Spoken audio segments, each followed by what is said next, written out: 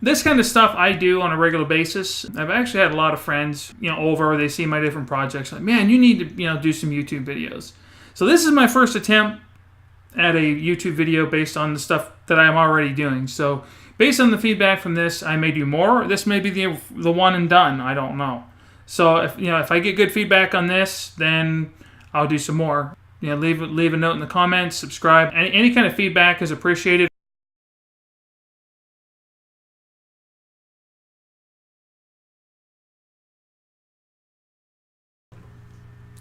So recently I assembled a streaming system for which I purchased 6 Half Overlord receivers from Hobby King.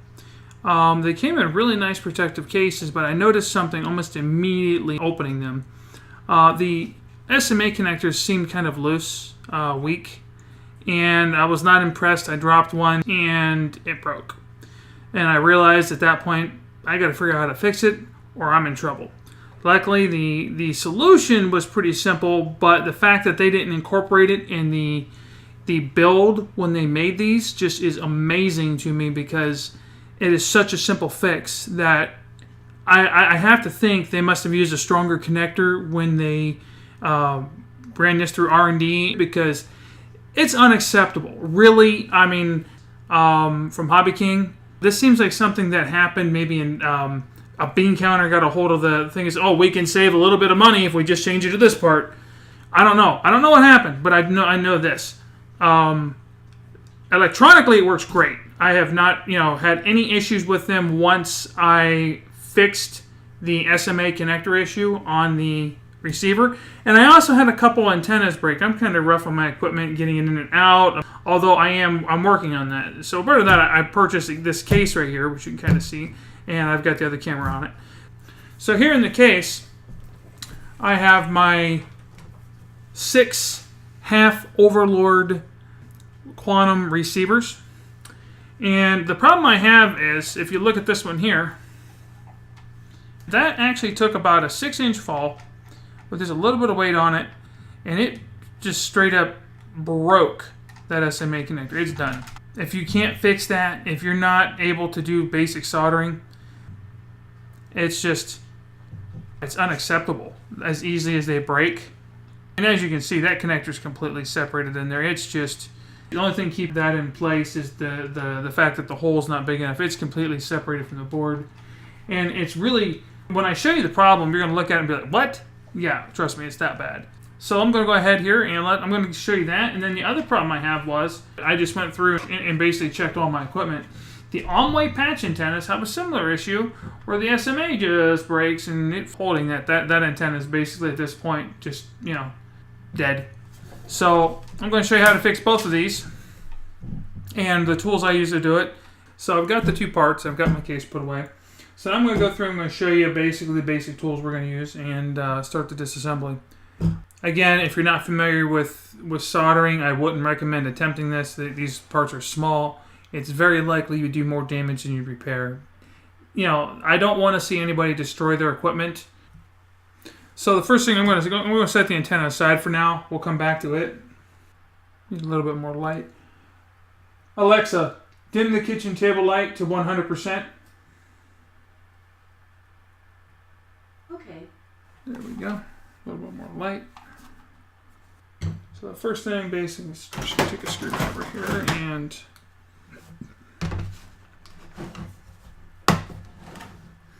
I use the iFixit tool sets. They're pretty decent for the money. No, I'm not sponsored stuff I use.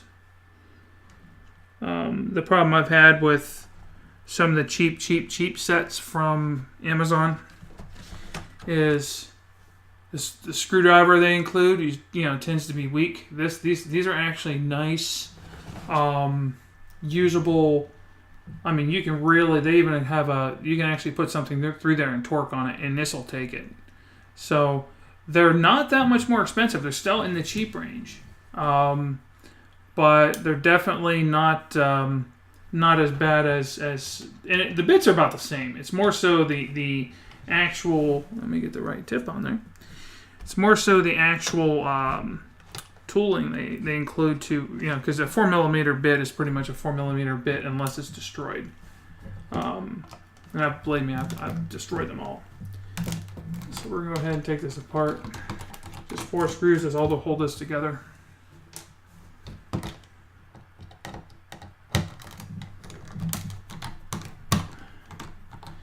Again, don't strip the heads. Make sure you get the right Phillips. Or you will not be having a good time if you strip the heads out. Because you'll get them out, you might get them back in, but if you ever have to work on it again, it's just, going to be not cooperating. So, the right tools for the job make it all the difference in the world. So we're going to go ahead and open this up. Now I want you to see something here.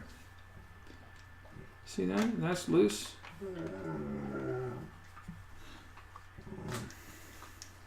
So my assistant under the table, Zoe, she decided to come over and join the video viewing here, so she's down there making noises. So can't do much about that. So what has happened is, look, it's broken completely off. I mean, that is all that was holding it, was these, I don't know if you see it too well. Let me see if I can focus the camera a little better. These cameras are a little touchy. So if you see right there, you see those 2 little marks about halfway up. That's where there was, similar to this piece right here. That's still, look, now this is what I can't understand.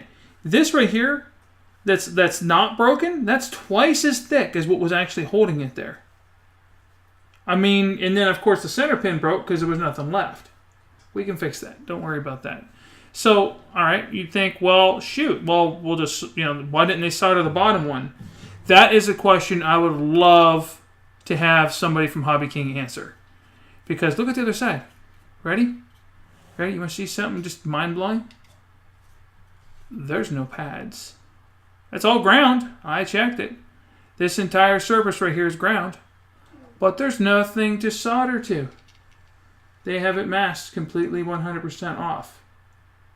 So the first thing we need to do is we need to get the board stabilized. So again, right tools make all the difference in the world. Helping hands. A little bit of light.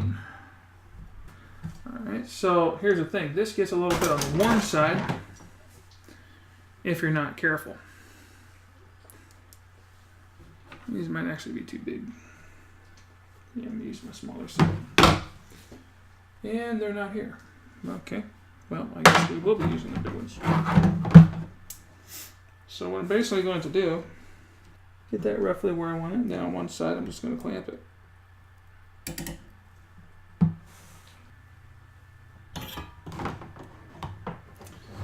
So, as we can see here, and of course I got it blocked with the connector is being basically held by the forceps. It's very important to stabilize your work. Most of the time I see somebody damaging their equipment working on this kind of stuff. They haven't stabilized their work and they haven't really thought about how they're going to fix it, and they just start putting heat to everything, and before you know it, you've got a big soldering mess and things are bridged and it's just bad. So again, I've had some experience soldering. So this is going to take a bit of heat because I've got to heat this connector up and get it hot enough to take solder. And it doesn't take too much, but it takes enough. And just got to make sure you get a nice I'm soldering up the shoulder of the PCB here. I don't know what to call that. The bulkhead, whatever, or the square part. So I'm getting some solder to stick to that, and I'm actually strengthening this connection. So this, even if it was just held by this side again and not the other side, I was going to show you how I get that done, that accomplished. It would still be stronger than what they had, because they just had it looked like it was just basically wave soldered one side, and that was it. Really disappointed in Hobby King on this particular issue with these boards. I'll tell you what, though, otherwise these are great. I had no issue with, even with the ones I broke, I was fixing them on site. I actually saved this one. This one broke near the end because I got this down where I could fix them as quick as they broke. I just saved this one near the end because somebody asked me to do a video. So we're going to do the same thing here.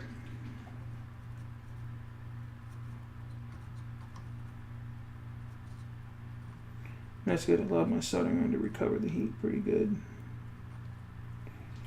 Alright, so that's, now the problem is the center pin at this point is still not soldered. This would be very bad if you left it like this because you'd have you'd have a nice strong connector and no center pin. You'd have no signal. So I'm trying to do this without bumping the camera too badly because it's kind of right there in that spot. So you just want to flow the solder to that center pin. And that's really your option. That or buy a new connector. I'm too cheap to buy a new connector. I'd rather do that.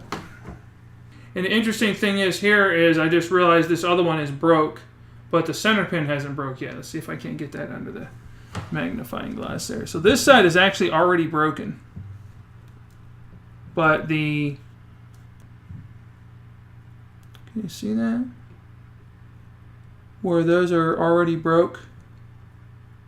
Right there. It's just the center pin hasn't broken off yet. So if I solder it right now, it'll be with basically stitching time, so to speak.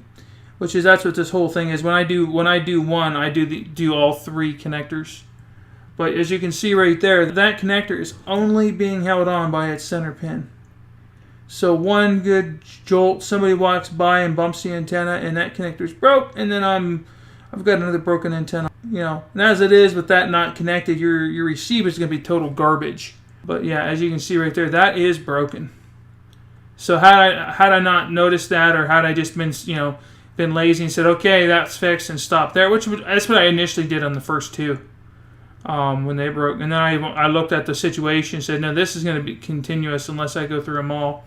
So I started looking at ways to solve this problem on a more permanent basis, and this is what I came up with. So this one is actually broke. The only one that hasn't failed yet is the one in the middle, which we'll hit it just to be safe. And again, little solder goes a long way. I try to get it up the shroud a little bit. There's not much you can do. My soldering is actually a little hot for this because the solder's melting real nice and quick, but when it does that, it flows so fast that you can't get it to build to make that nice thick arc that you want to see, so that it's got some strength. But that's all right. I'm not worried about it because the second part of this will remedy that. So then we have here the last one. Well, that one is completely intact on this side. I am not leaving that alone. That is entirely too much stress that can be put on this, and absolutely a sharp point. And I suspect, I can't say, it's probably just been milled through with a CNC of some sort. But I almost suspect the way I've seen those break flush, that those might even be those little things that could be spot welded. I don't know. But it's brass. I don't know. I don't really care. It's a problem. I'm fixing it. That's what I do. So, all right. Here comes the fun part.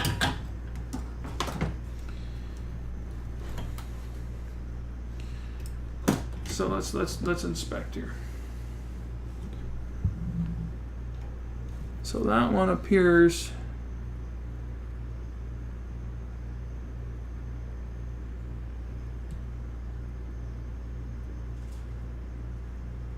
to be corrected.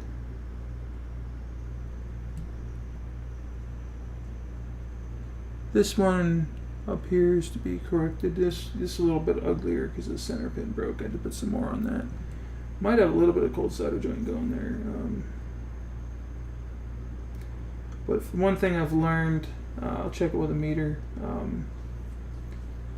If it ain't broken, you can do more damage reflowing solder just because you're in pain. I'm extremely OCD, and what I've learned the hard way a few times is reheating that.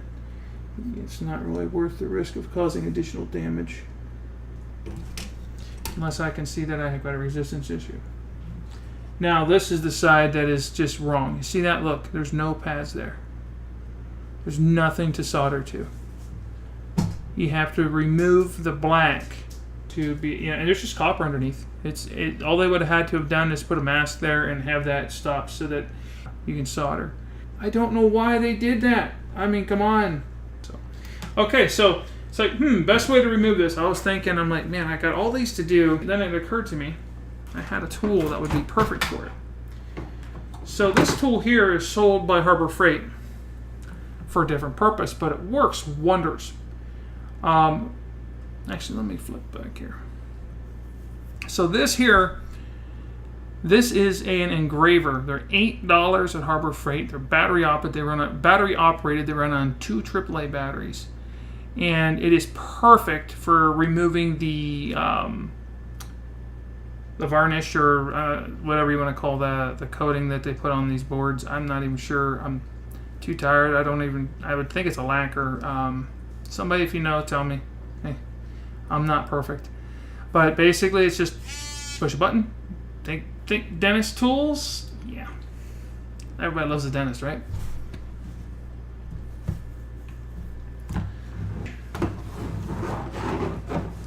So I'm just going to take this tool here. And what I'm going to do, I'm trying to work by my video. So we're just going to do that right there and just clean it up. Just take out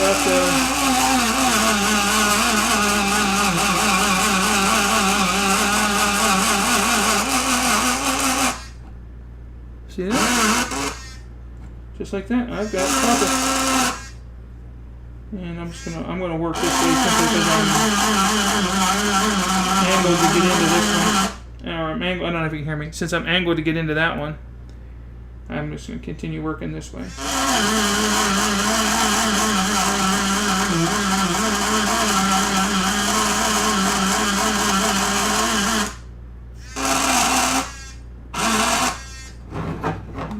that around, do the same thing on the other side.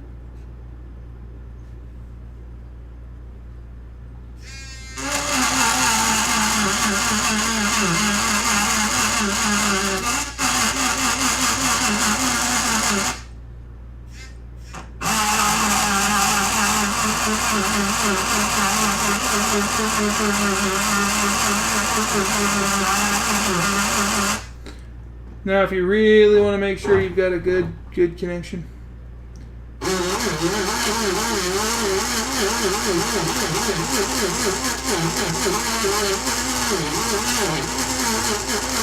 just be sure when you're doing this, if you do this to any other kind of board, that you're not doing this over any traces, because what we're going to do is we're going to flow solder all the way around this connector, and it's going to pretty much give this thing a death grip. You will rip the board in half before this comes off again.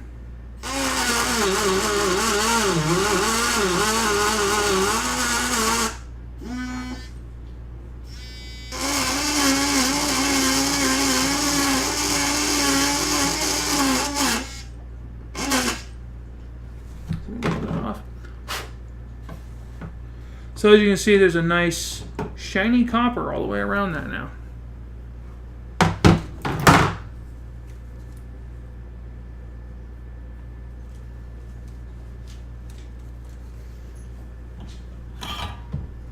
And you'll find it takes solder. Typically, I have not had any problems. I'm just using standard solder. I'm not even sure. It might be 60-40. Might be lead free. I tend to have a mixture around. I'm not real big ROHS. Give me my lead. I like the lead. So what you don't want to have is you don't want to get too much. You want it to stick, but you don't want to go through and add a lot of heat to the board. You're going to cause yourself problems doing that. And now I'm kind of stuck. There we go. So what I'm looking to do is I'm looking just to flow a nice little bead around where I've skinned it.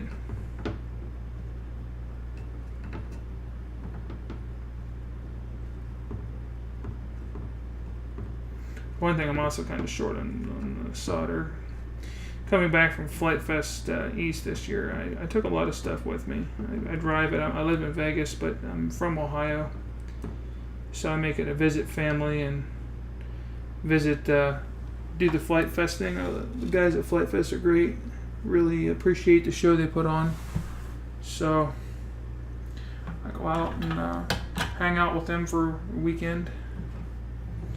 Oh, hey, I've melted my part to my table. Yeah, be careful of that. It's not good. So as you can see right there, that's all soldered up now. So this is good. Better. Actually, I kind of missed a spot. Let me just... It's kind of hard working the way I'm working. So let me get a little more solder on that.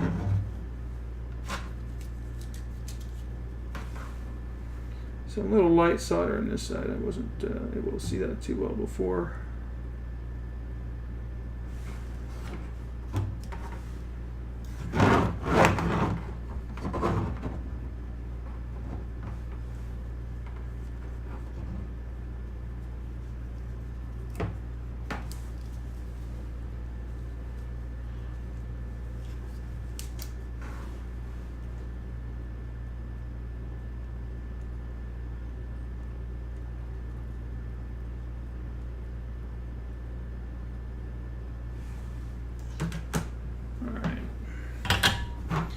We are fixed. Okay, so I'm going to do the middle one now. Same as before. We're going to remove the black material here. I'm going to come over and I'm going to basically remove this area. And basically it's going to be, when I'm done, you're going to have a nice clean copper edge all the way around that we can run a solder bead to. And that'll make sure this SMA connector cannot break, because it will be attached with so much surface area, you will rip the ground section off this board and/or basically break the board. As far as for stress.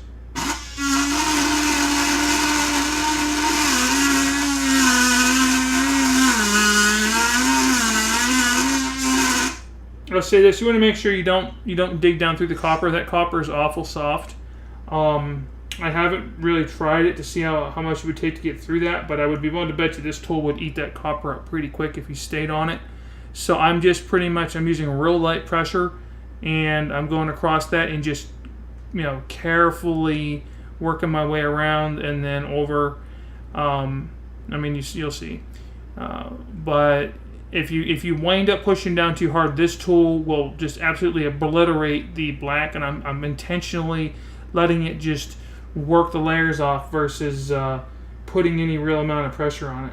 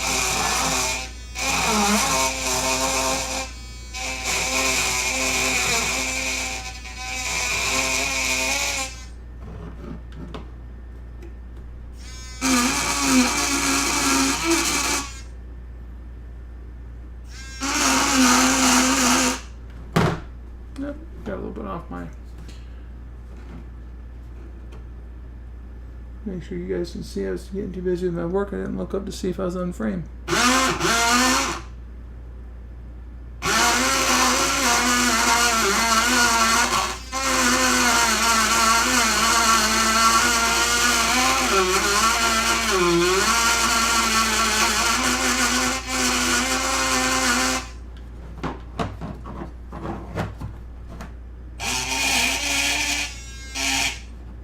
So I'm not switching back and forth on the tools. I'm gonna go ahead and do the other side as well. Do the last one. It's just easier if you're not changing tools. You can just go through and you got the soldering iron in your hand and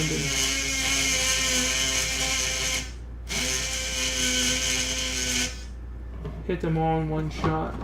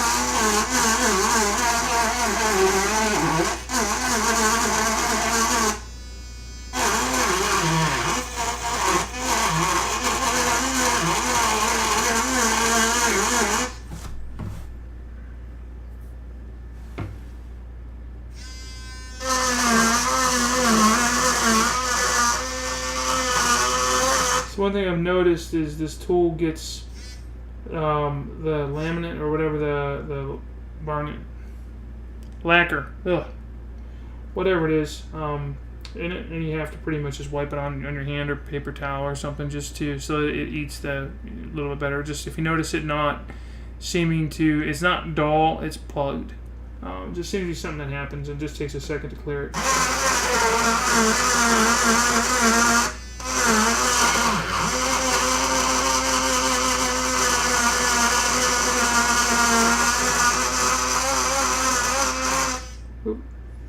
And that's how easy it is to chew through. I found out. Right there it is.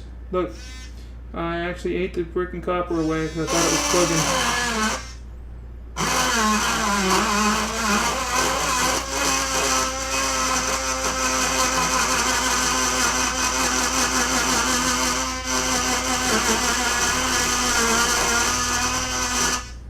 I ate the copper away right there. I'm pretty sure that's going to be PCB right there.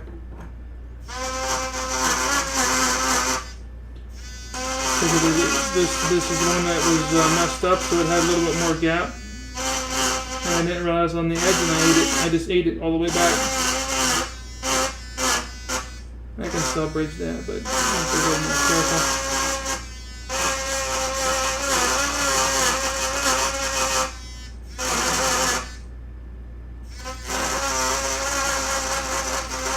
Yep.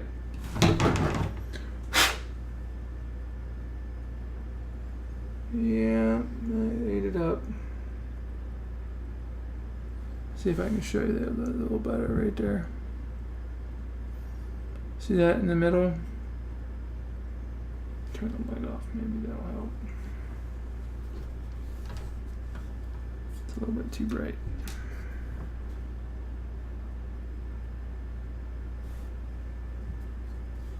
Nope, now you can't see it at all. I don't know if you can see that or not, but right there, part where I went too much with it is right. Trying to work. So right in here, there's more of a gap, and I couldn't feel it, and I basically ate the copper back to about there. So there's, when I solder that, I gotta build that up a little bit more. And then over here, I need to remove just a little bit, square that off. couple of them I took and I cleared this whole area out, which that was just too much. I wouldn't recommend doing that. Won't end up getting too much heat to the board. You don't want it. Don't want to go too bad on that.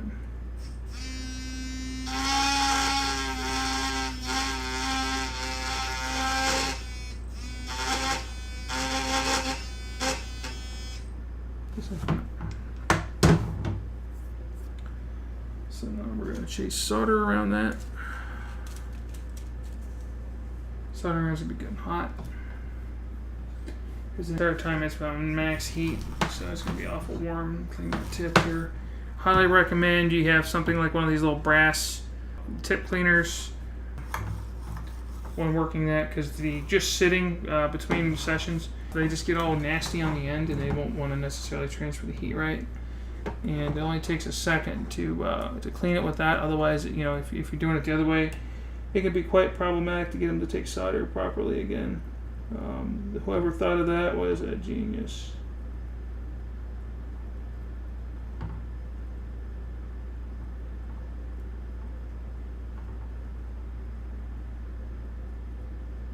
So I'm going to get the edges around here first.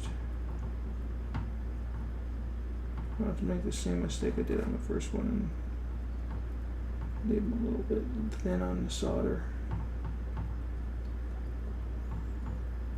And then because I've got a huge gap to fill here, I don't know if I'm going to be able to make that or not. Oh, there it goes. Oh yes, the smell of the flux fumes, nothing like that to wake you up.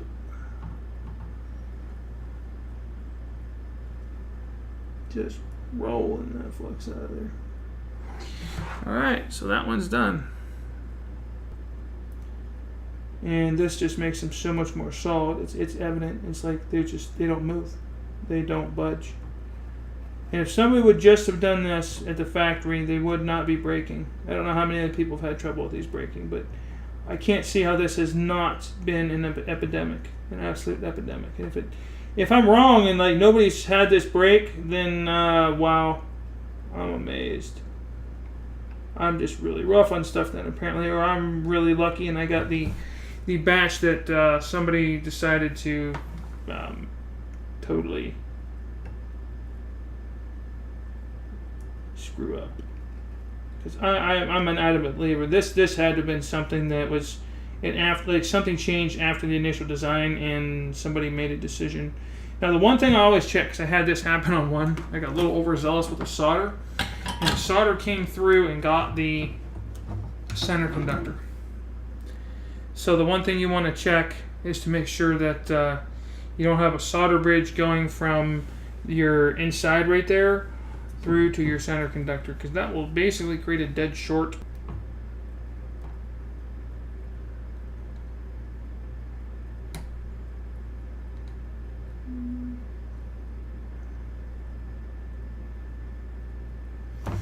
Either I can't freaking hold this steady and I'm or I've got one that's bridged. Nope, it's not bridged. I just can't. Of course, it should be bridged there. Yep. If you really want to check to make sure you've got a good contact to, you can hold it to here, and you should have 0 ohms to that, of course, and nothing to here. All right. So there you go. This unit has been repaired.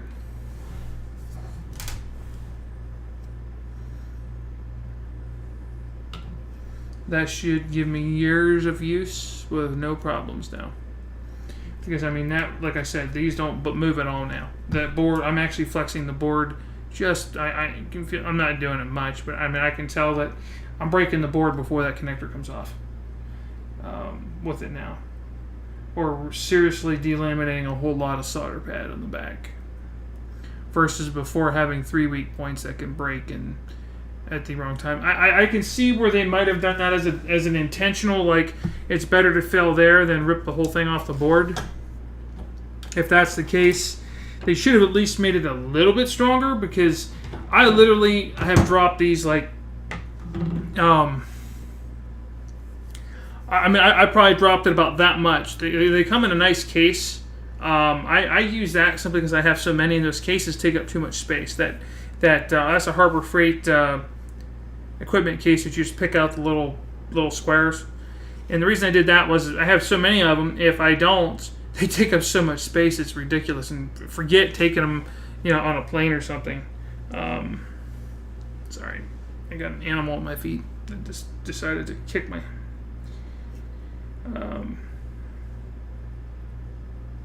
But yeah, I have these. I've got 6 of them, and eventually I may get more. I have basically 6 of the Half Overlords.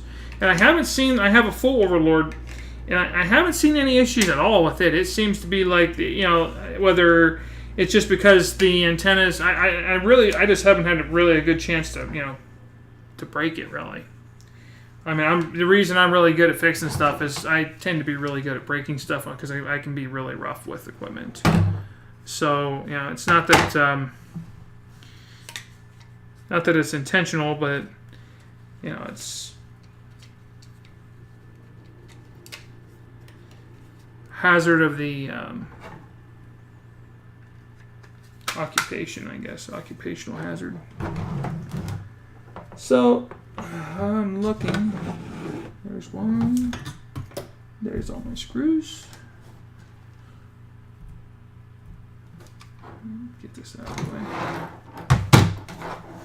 Then after this, if I haven't lost everybody, I'm going to repair the AOMWAY antenna.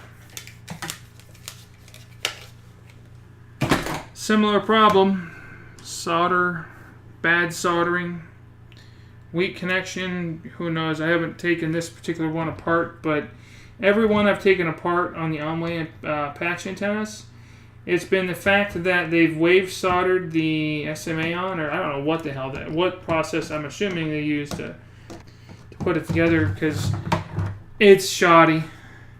It's another case of really good, halfway decent design, at least it appears to be, and then, alright, who had this airbrain idea? One of those things. So there it is. It's fixed. It's no longer, there's no give at all on the SMAs. I mean, that is just, I'm not putting a whole lot of pressure because I'm not trying to break it, but, you get to that point where it's like, man, that's awful weak. It doesn't have that feeling anymore. So now, on to the next problem with this product, the antenna. So, what the same problem here. The SMA connector on this just... Here, let's go to this camera. The SMA connector here is just total crap. It's broken completely off inside. Center conductor is probably going to be separated on this one. So I've had a few to fix on that, and these are a little more tricky, but I was able to do it. So I'm going to go ahead and tear this down. Warranty? Puh, please. Like they're gonna warrant dropping it. Come on. If they did, whatever. I wouldn't want them fixing it anyways. If it's going to be more of the same, it's going to be more of the same problems. And I do really like Hobby King. I really, really like Hobby King's stuff. They have a lot of good stuff. There's obviously with any kind of equipment made in China, there's always quality control concerns. They do a very good job for the most part, but sometimes stuff slips through. And of course, they're not making the AOMWAY antennas, but they are buying them. So I can't fault them for making them, but I can fault them for buying them. But then again, at the price point that these are purchased at, I'm not really mad at all, other than the fact that, of course, like a week and a half, 2 weeks after I bought them, after I was already on the road and couldn't go back and fight the issue, fight the price reduction, or see what they would do for me. They dropped the price like 30 or 40 bucks a unit after I bought 6 of them, which was kind of like a slap in the face. It's just like, really? But whatever, it is what it is. Maybe if somebody's watching that can do something about it, hit me up, let me know. But I don't even know the exact timeline because I was buying so many parts that exact amount of days to when the price change, I don't know off the top of my head, but it was definitely probably within a week or two. So these are held together by 4 screws and some clips. So I basically just took this screwdriver, wedged it in there, popped it. and just pulling this apart, making sure, as with anything, it does not pay to rush and force stuff. So here's the problem. See that? See that guy? That might actually still be attached. And if it is, I'm lucky, because the other two I had were not, and they were not fun to get fixed. So, yes, it's still attached. So basically all that has to happen here is, since this one is attached, is I just have to run a bead of solder around this connector. Square it up, put it on this hole, and run a bead of solder around it. Again, we need to stabilize our work as not to damage anything trying to fix it. So I'm going to go ahead and set up here. I'm setting my helping hand with magnifying glass. Again, a wonderful Harbor Freight option, Harbor Freight tool. I think they're, I don't know what I would do without Harbor Freight, really. I have no idea. I can't get out of there typically without spending $150, $200 most days. Okay, so what I'm doing here is I've got this connector. You just want to make sure it's centered up. Now, this connector goes through. This center connector has a little stinger soldered on it, and it goes through and goes into the board behind it. If that's broke, you're going to have a hell of a time getting things back together, but it is possible. I did do it. I'm not going to separate it, because if it ain't broken, I ain't going to fix it. Because that's not really the problem. The problem is right here is this board, this piece right here is very poorly soldered to the back of this. And mostly what happens is this lifts off and just lifts off the board, and it literally is barely soldered. Again, that could be intentional so that it can be fixed, but of the ones I've fixed, I can't see where it'd be possible to easily break it, really. I mean, they hold so well. You're doing serious damage, and they take a hell of a hit and don't even flex a little bit or have any kind of problems. So we're going to move into here. I'm just going to run a bead. Now, what will happen is you'll see when you start putting heat to this, you'll get the whole thing sinking down to the like it'll sink down, because what'll happen is you've got the entire base.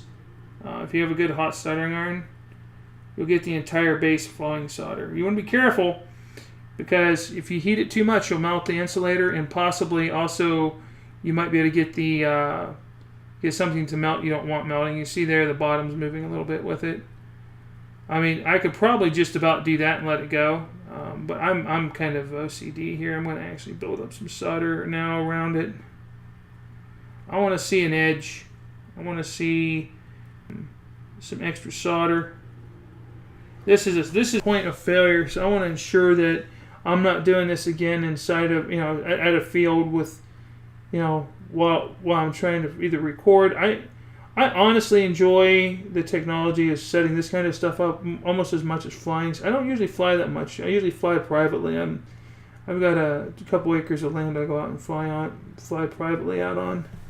My neighbors love me. I bought vacant land, and in a nice quiet neighborhood, I come out and rip quads for a couple hours a weekend sometimes. They usually come out and watch. They don't seem to mind it too much, but not exactly what they thought they were getting. I mean, I didn't buy the land to just fly quads on, but it works very well for it. To be left alone and just be able to go fly. It's out in the middle of the desert. Well, not quite in the middle, but definitely secluded. So what I've done, I'm going to try to show you what I did there. Unfortunately, the shot on this is not easy to get a good view of without some hand holding here. So what I've done is basically made sure that there's a bead of solder around that edge so that I know I've got good solder built up. What that also does is that transfers the stresses if this takes a side hit or anything to where it's not wanting to hit anything critical as far as ripping off the board quite as easily, because it's because it's such a sheer edge and they have it set up like that. The other thing I'm going to check, and I did this one and I had to go through and do some doctoring on it as well, you want to make sure that you don't have the center conductor shorted. I'm not sure how I did it on one. I think there might have been an actual pre-existing problem. And of the ones that I had that failed, where this pin ripped off, it actually ripped the trace off. So out came this guy, cleaned it up, soldered it, put it back, and was good to go. I will say this, when you're putting these back together, take note of these posts and the offsets here, and also the piece right here. This is always your SMA is offset. It's going to be needs to be towards that, or things will not line up when you go to put things back together. So basically, the best way I found is let gravity be your friend and hold your board. That's going to want to hold that down, and then I basically just work it in. Sink back. So the fun part is you got to get the panel to line up and go into its holes. And then you got to get the top piece to go in. And it's really a matter of just trial and error. And then once you get it, nothing moves. And that is in. You can see it's all the way in. You don't want to have it where there's a gap there. I'm wondering if they're using each side of that PCB as part of the antenna, like a different design on each side. I really can't tell. And I'm not tearing it apart. I just fixed it. So this one's together. So the last thing I need to do is clip that guy together like that.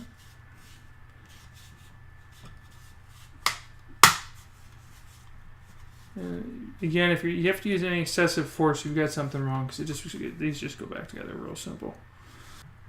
All right, so we'll put the last two screws in.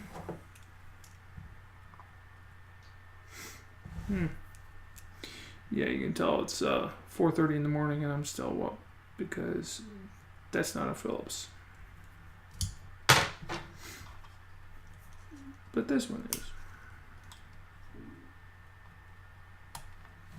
So, funny story, I was actually trying to get set up to do this, and of course, my laptop had been put away for a while that I was planning on using to do this streaming with. And I turned it on and it ran real slow, and I couldn't figure out why. I found out it was just the Windows Creators update going in. Nothing major. Yeah. Right. So I had to wait on it to get down, and fighting with a laptop that had not been running for a while. It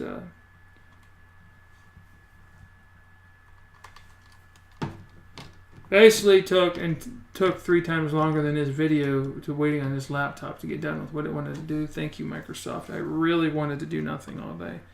It's not that I don't have other machines. I was just bound and determined that this is going to be the laptop that's down here for this. And it was bound and determined to waste as much type of time as possible. So there you go. Good as new.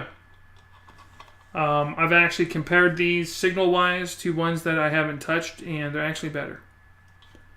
Don't know why. Could it be better ground? Probably. RC Model Reviews did a review on one version of these, and he gave them a horrible, horrible, horrible review. And then the other one's got a good review, and I'm betting something to do with that. The way that was soldered, if you saw that. That pad, the solder, this SMA had ripped completely off that solder pad. And actually just broke the solder joint, which means that's a cold solder joint, folks. You don't break solder like that. Not on that kind of connection. Not with that much surface area without doing serious damage to the PCB underneath if it's soldered properly. I don't know. But there you go. There's how you fix it. And hopefully this will help somebody and they'll leave me some positive feedback or criticize me or whatever. I don't know.